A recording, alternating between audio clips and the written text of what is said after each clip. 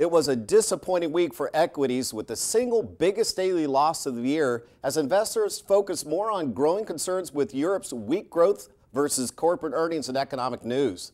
The Dow moved into negative territory for the first time this year, and this was the worst week for the S&P 500 and NASDAQ since May of 2012.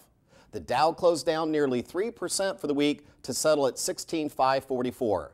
The NASDAQ tumbled, losing just over 4%, closing at 4276, and the S&P 500 lost slightly over 3% to end at 1906. Gap Incorporated shares tumbled this week after the company announced that CEO Glenn Murphy will retire and step down in February. Under Murphy's watch, the retailer shut down 600 stores, more than doubled its share price and shareholder return, and considerably expanded online and overseas markets. Recently, Janney Capital Markets analysts downgraded the company's shares from neutral from buy.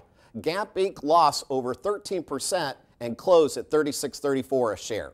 Amazon announced plans to open its first brick-and-mortar store in Manhattan, just in time for this year's holiday season.